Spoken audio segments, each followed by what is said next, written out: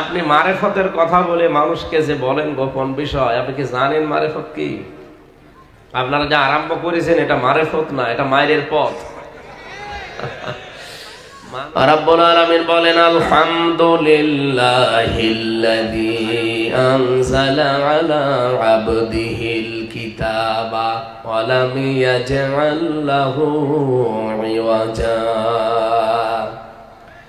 সব প্রশংসা ওই আল্লাহর জন্য যিনি তার বান্দার প্রতি কোরআনে কারীম দিয়েছেন। এমন কোরআন দিলেন, এমন কিতাব দিয়েছেন যার ভেতরে কোনো গোপন কথা নেই, বাঁকা কথা নেই। মুন্সিগঞ্জ সহ বাংলাদেশের বহু জেলাতে আমরা দেখি অনেকে মারেফতের কথা বলেন। মারেফত মানে তারা বলতে চায় যে গোপন বিষয়, অথচ মারেফত শব্দটা এসেছে উরফুন থেকে।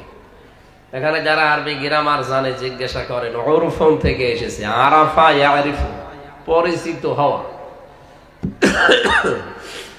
হযরত আদম এবং হাওয়া যে ময়দানে পরিচিত হয়েছিলেন, একে অন্যের সাথে পরিচয় হয়েছিল, ওই জায়গার নাম আরাফাতের ময়দান, পরিচিত হওয়ার স্থান। আপনি মারেফতের কথা বলে মানুষকে যে বলেন গোপন বিষয়, আপনি কি জানেন মারেফত কি? আপনারা যা আরম্ভ করেছেন এটা মারেফত না, এটা মায়ের পথ। মানুষ মারার পথ বানিয়েছে, শিরক আর বেদাত দিয়ে মানুষকে মেরে ফেলতে চায় ওরা। এই জন্য কোরআনে কোনো গোপন কথা নেই। কোরআনের কাছে যারা আসে ওরা আর গোপন থাকতেও চায় না, ওরা ওপেন হতে চায়। আপনারা এদিকে আছেন তো? আমি এমনি অসুস্থ তো, কথা বলাও তো নিষেধ, তারপরও জোর করে বলছি। কোরআনের কাছে যারা আসে আমরা যুগে যুগে দেখলাম তারা কোনোদিন গোপন থাকে নাই, তারা সব ওপেন হয়ে গেছে। হযরত ওমরের নাম শুনেছি, যেই দিন কোরআনের কাছে এসেছেন ওই দিনই বলেছেন, হে নবী এটা কি সত্য না মিথ্যা? তিনি বললেন সত্যবাণী। হযরত ওমর বলেন, হে নবী সত্য জিনিস গোপনে থাকবে কেন? আপনি আমার অনুমতি দেন আমি একটু কোরআনের পক্ষে ওপেন মিছিল করি। মাত্র 40 জন ওই সময় মুসলমান হয়েছিল, তাদেরকে নিয়ে তিনি কাবার চত্বরের দিকে ছুটলেন। লিল্লাহি তাকবীর। এই শব্দটা যদি কেউ বেশি বেশি বলে তার হার্টের রোগ ভালো হয়ে যাবে। বিজ্ঞান এখন প্রমাণ করছে যে যতগুলো শব্দের দ্বারা এই হার্টের ভেতরে কম্পন সৃষ্টি হয়, তার ভেতরে এই আল্লাহু আকবার একটা, এটা হার্ট অ্যাটাকের ঝুঁকি আপনাকে আল্লাহ কমিয়ে দেবে, এই তার বড়ত্বের এই ঘোষণা দিবে।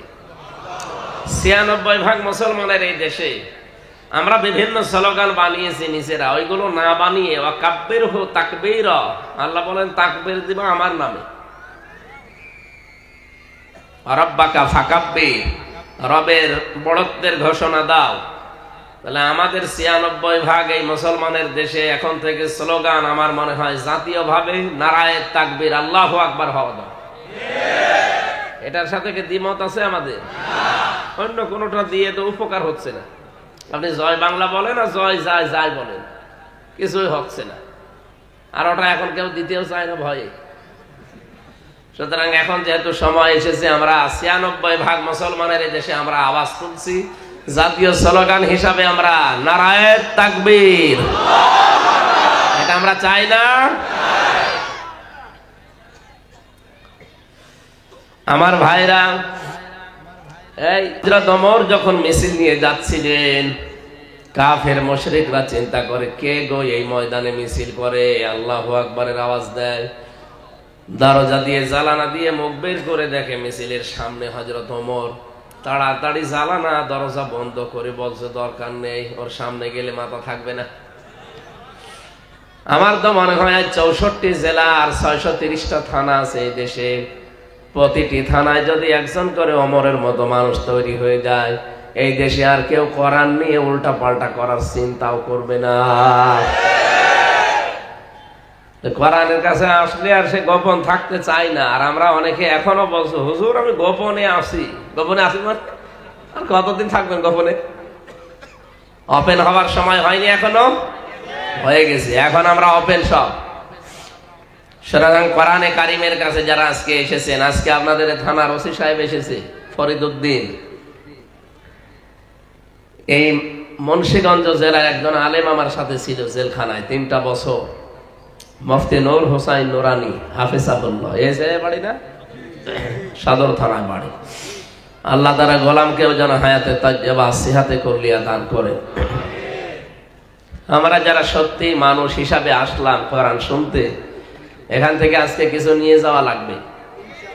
বিশ্বনবীকে আল্লাহ 53 বছর বয়সে জুলুম, অত্যাচার, নির্যাতনের যখন সর্বশেষ সীমা পার হয়ে গেছে, তার মাথার উপরের ছায়াগুলো আল্লাহ যখন একটা একটা করে সব নিয়ে গেলেন, বিশেষ করে খাদিজাতুল কুবরা রাদিয়াল্লাহু তাআলা আনহা এবং আবু তালিব। এই ভাই, কে আপনি কি করেন কি ওখানে বসে? আওয়াজ হয় কেন? আওয়াজ বাড়ি খাচ্ছে। রিভার্ব দিতে বললাম আপনাকে।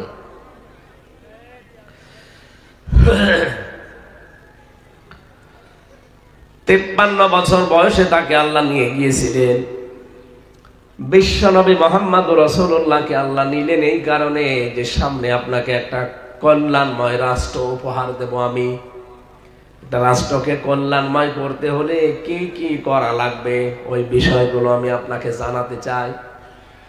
যেহেতু আমি নিজে শেখাবো এগুলো, এই জন্য বারবার জিবরাইলের মতো দুনিয়ায় যাওয়া তো আমার সম্ভব না। আপনাকে আমি নিজে আপনার কাছে, আমার কাছে নিয়ে আসি।